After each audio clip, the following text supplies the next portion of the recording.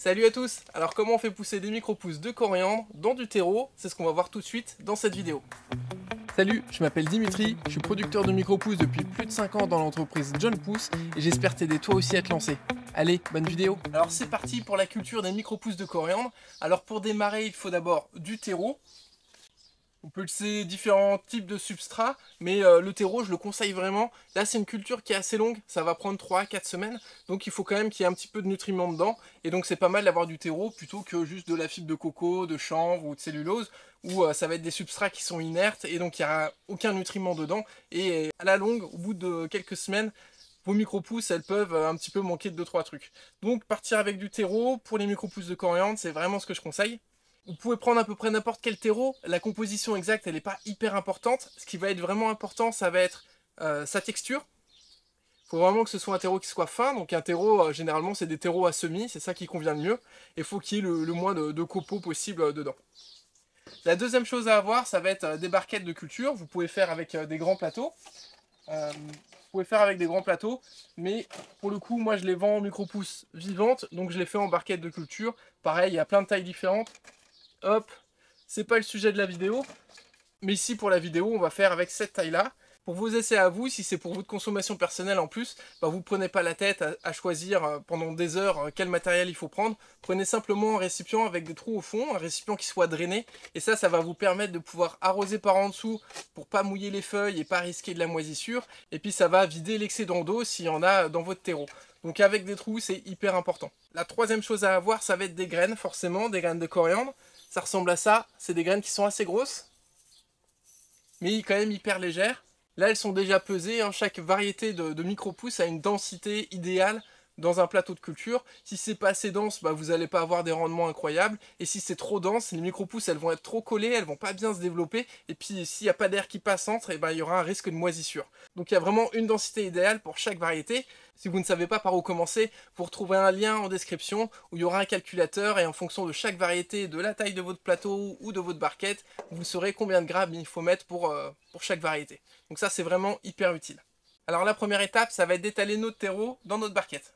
Là, on est pas mal. Alors quelques centimètres suffisent. D'habitude, on est plutôt sur 2-3 cm pour toutes les variétés de micro-pousses. Là, c'est une micro-pousse qui va durer assez longtemps en croissance, hein, plusieurs semaines. Et donc, c'est mieux d'en avoir un petit peu plus. En tout cas, moi, j'ai des meilleurs résultats si je mets plutôt 4-5 cm dans chaque barquette. Donc, comme d'habitude, on enlève les copeaux.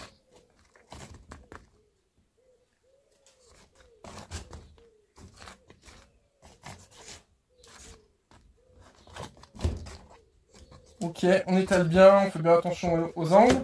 Une fois que c'est pas mal, eh ben, on va utiliser un tassoir.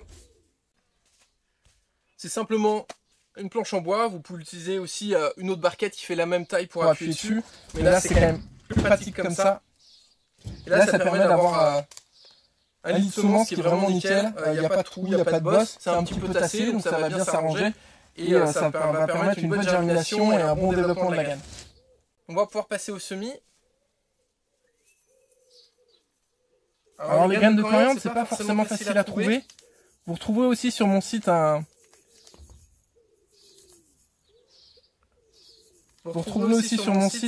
comparateur avec différents fournisseurs de graines de micro-pousses.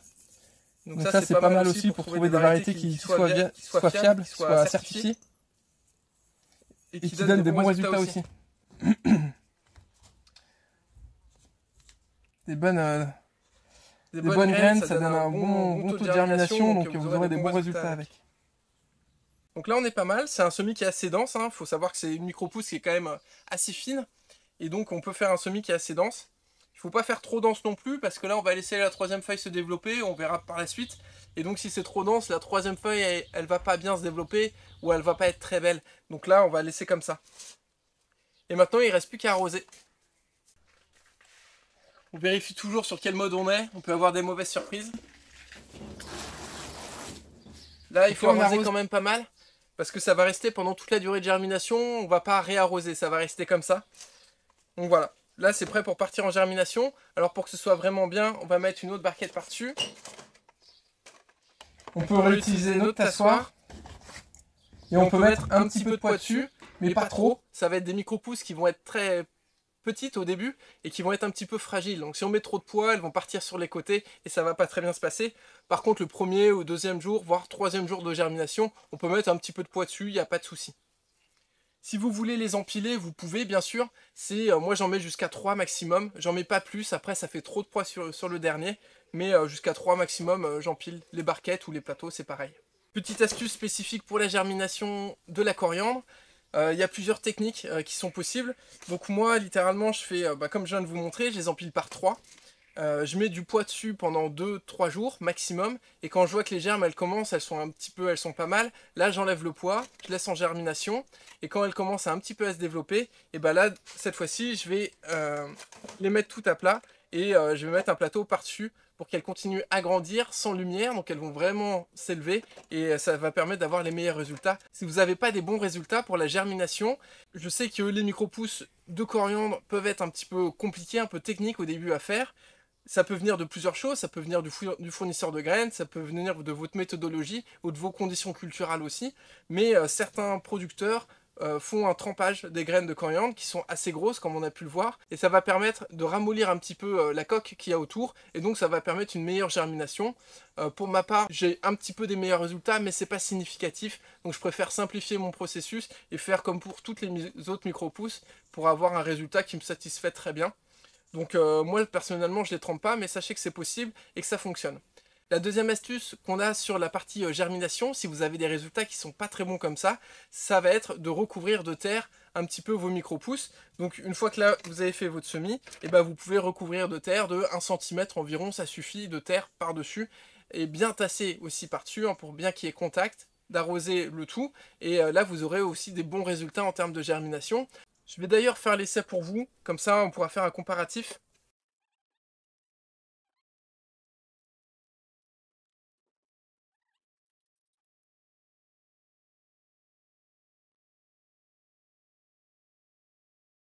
Ok, là on est bien, et on va rajouter un peu de terreau par-dessus. Voilà, je crois qu'il y a une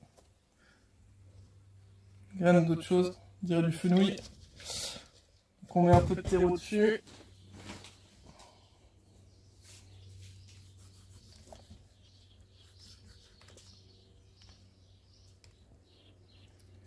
On répartit bien. Là pour le coup j'en ai mis un peu trop. On essaye de pas trop bouger les graines qui sont en dessous. Ok, on retasse un coup. Et là on peut arroser. Et puis on va pouvoir comparer les deux, voir un peu comment ça se passe. Voilà, juste un petit aperçu, ça fait 15 jours. On a à gauche le semis qui a été fait par-dessus le terreau, ça n'a pas été recouvert. Et à droite, le semis qui a été fait avec du terreau par-dessus les graines, une fine couche. Donc on voit la différence, elle est hyper flagrante.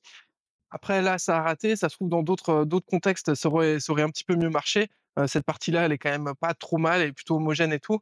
C'est là que ça a raté, mais bon, ça veut dire qu'il y a quand même un pourcentage de chance plus élevé que ça foire. Là, on est vraiment sur un plateau qui est hyper homogène, qui est bien. La hauteur, elle est pas mal. Ça va grandir encore un petit peu, hein. On voit que la troisième feuille, elle commence tout juste sur certaines pousses, mais comme ici, là, ou hop là, comme ici, mais c'est vraiment tout début. On va laisser encore bien une semaine, je pense, avant que ce soit vendable. Donc voilà, là c'est un petit aperçu de l'avancement de ce test. Et ça y est, on est au jour 28 ou 30, j'ai un doute sur les jours. Mais là, la culture, elle est bien terminée, elle est bien mature. On a la troisième feuille qui est bien développée, ça c'est top. On pourrait récolter un petit peu avant, là elle est vraiment très développée cette troisième feuille, mais en tout cas, elle est toujours aussi belle.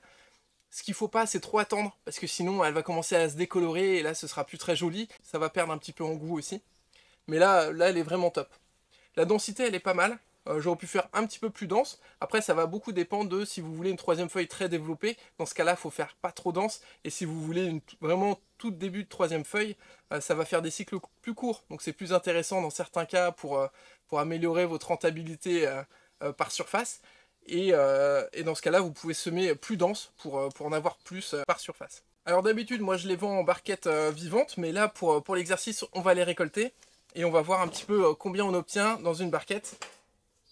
Alors il vous faut bien sûr un couteau, bien aiguisé, propre, une balance de précision, et un récipient. On est installé, on a notre couteau propre, on a une balance de précision, un récipient propre et c'est parti.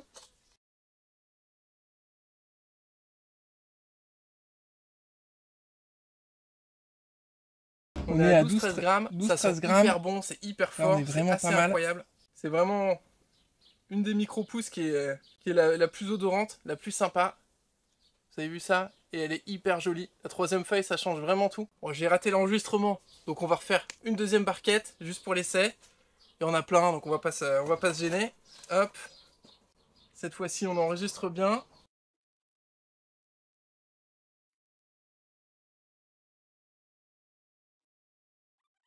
Ok. Et ben là, deux petites barquettes, ça fait environ 23 grammes. Donc la deuxième était un peu moins... un rendement un petit peu moins bon, mais voilà, on est là-dessus. Donc c'est vraiment une variété qui est hyper belle, qui sent trop bon, et qui est hyper bonne au goût. Si vous avez aimé cette vidéo, n'hésitez pas à liker et à laisser un commentaire, ça me ferait hyper plaisir. Et ça me permettrait de savoir si vous avez testé la culture, si vous avez aimé, si vous avez réussi, si vous avez eu des problèmes. N'hésitez pas à me le dire, je peux peut-être trouver la solution. Et puis si vous avez des idées d'autres variétés que vous avez envie que je teste pour vous, n'hésitez pas à me le dire dans les commentaires. Merci de m'avoir écouté, bonne culture!